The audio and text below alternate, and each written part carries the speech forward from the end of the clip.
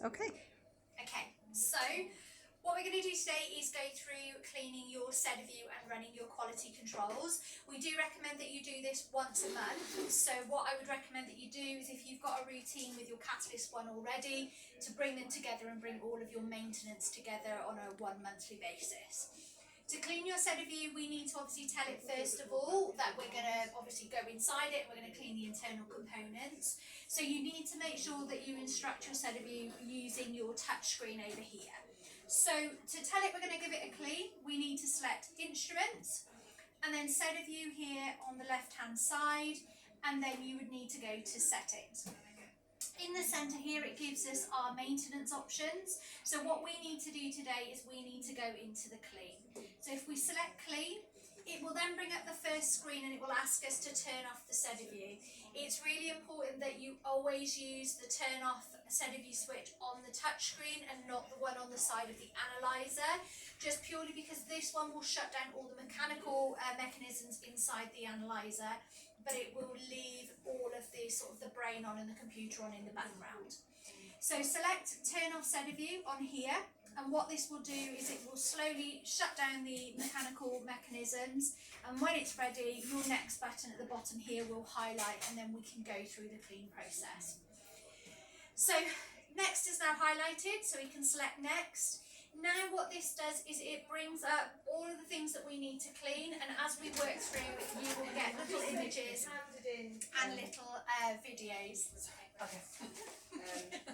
So the first thing it asks us to do is open up the front of the analyzer to clean this pipetting window here.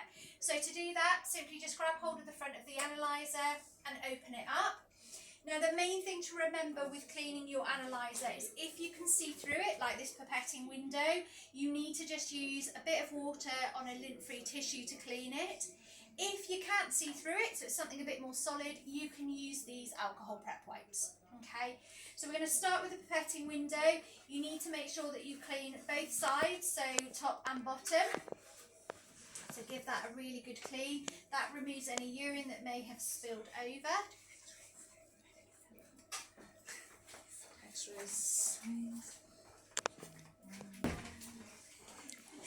And then use a dry lint-free tissue to just go over it and just dry off those areas. So that's the first part of the clean, so nice and easy. Once we've done that, we can select next on our touch screen, and then what it asks us to do is remove the actual cartridge foot itself. So this is this little guy here, okay? It's attached to the analyzers on a couple of magnets. So what you need to make sure you do is pop your thumb just on this side here and then pull it towards your microscope, and it will unhitch. So there's a little magnet, as you can see, locks it back into place. So what you want to do is pull this completely out. So these little feet here are on little springs, and these hold the cartridge in place when it's moving around inside the analyzer. So to clean these, you would use a lint-free tissue, because obviously we can't see through it. So you can grab that, and then what you want to do is just give these feet a little clean. Okay, so just give these a wipe over. You can wipe the rest of it if it's dusty. Oh, sorry.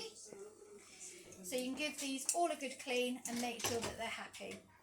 Once you've done that, you can just set that aside. So just pop it on the side. We don't need to pop it back in the analyzer as of yet. So we've done our next step on our cleaning video. So a little video here for you. So we can select next. Now, the next part of the clean is actually to clean the track and this area here. Now, with the clean, to make it a little bit easier, I do a step which is almost due back down to 7 or 8. But the easiest way to clean the next step is to actually remove this centrifuge guard. Okay, so it won't tell you to do that on the video until later on in the steps.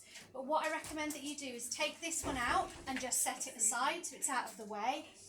And then it allows you to clean all of the areas on the next couple of steps in one go. Okay, so again, with your lint-free tissue, what you want to do is place it on this white block at the start here, and then you want to move across the actual microscope, cleaning all of these areas, but you can also clean the white areas at the back here. Okay, what it will ask you to do on the video is it will ask you to clean these areas at the back later on in the steps. so it just makes it a little bit easier to do it all in one go. So make sure you give this a really good clean, and then with your dry lint-free tissue, you're just going back over those areas again.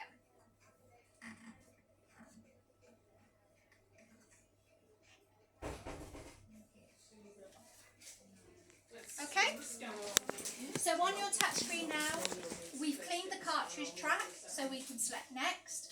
We've also cleaned the optic windows, we've done that already, so we can select next. This is now when it gets you to take out your centrifuge guard. So with the centrifuge guard that we set aside, if there are any urine or splatters on here, you will need to use just your wet lint-free tissue to go over front and back of this. That will remove any urine splatters or any dust that might be on there. And then again, with a dry tissue, you can just go back over those areas and dry them off.